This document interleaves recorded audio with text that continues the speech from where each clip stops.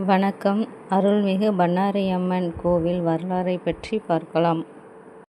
ஈரோடு மாவட்டம் சத்தியமங்கலம் அருகே அடர்ந்த வனப்பகுதியில் அமைந்துள்ள பண்ணாரி மாரியம்மன் மிகவும் பிரசித்தி பெற்ற காவல் தெய்வம். சுயம்புவாக தோன்றிய பண்ணாரி மாரியம்மன் பக்தர்களின் குறைகளை தீர்க்கும் கருணை தெய்வமாக விளங்குகிறார். கொங்கு நாட்டின் வடமேற்கு எல்லையில் மைசூர் செல்லும் வழியில் பண்ணாரியில் அருள்மிகு பண்ணாரி மாரியம்மன் என்னும் பேராற்றலாக எழுந்தருளியுள்ளது. சுமார் 300 ஆண்டுகளுக்கு முன்பு இவ்விடம் அடர்ந்த வனப்பகுதியாக இருந்தது. இவ்விடத்தில் வற்றாத காட்டாறு ஓடிக்கொண்டே இருந்தது. காற்றாற்றின் பெயரோ தோரணப்பள்ளம் என்பதாகும்.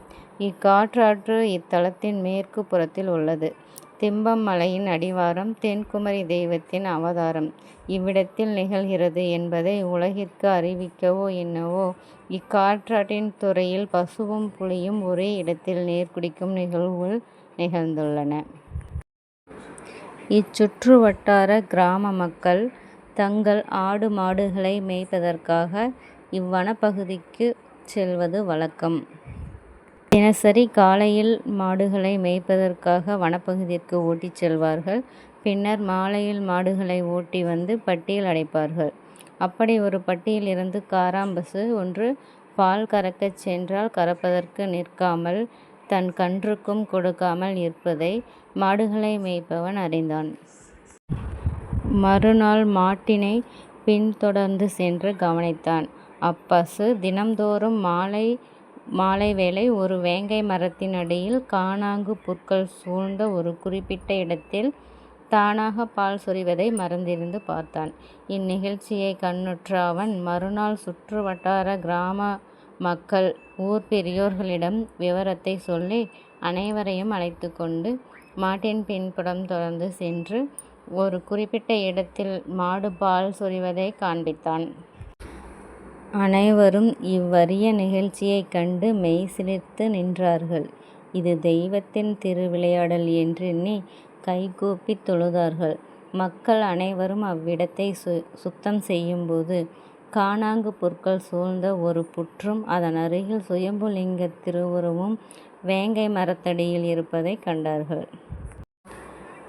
அப்போது அக்கூட்டத்தில் இருக்கும் ஒருவருக்கு தெய்வ அருள் உண்டாகி தான் கேரள மாநிலம் மன்னார்காடு என்ற ஊரிலிருந்து பொதி மாடுகளை ஓட்டிக்கொண்டு மைசூர் செல்லும் மக்களுக்கு வழித்துணையாக வந்தேன் என்றும் எழில் மிகுந்த இவ்வியற்கை சூழலில் தான் தங்கிவிட்டதாகவும் தன்னை இனிமேல் பண்ணாரி மாரியம்மன் என போற்றி வழிபட்டு வாருங்கள் எனவும் அருள்வாக்கில் கூறினார்கள்.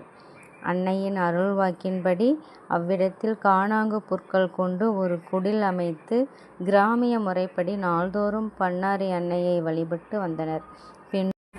பின்பு ஊர் பொதுமக்கள் அன்னையின் சிறப்பு கருதி அன்னைக்கு விமானத்துடன் கூடிய சிறு கோவில் அமைத்து பத்ம பீடத்துடன் திருவுருவம் அமைத்து வழிபட்டனர்.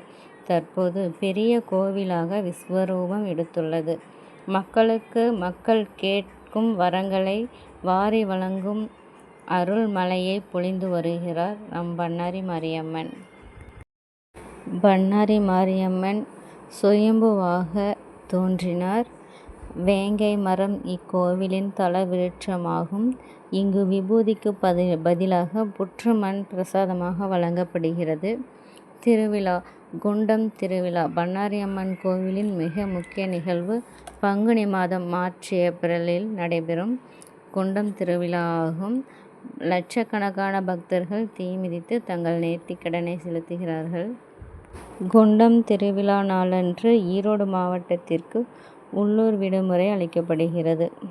சுமார் 300 ஆண்டுகள் பழமை வாய்ந்த இந்த பண்ணாரி மாரியம்மனை தரிசனம் செய்யும்போது நோய்களும் இன்னல்களும் நீங்கி சந்தோஷமாக இருப்பதாக மக்கள் கூறுகிறார்கள்.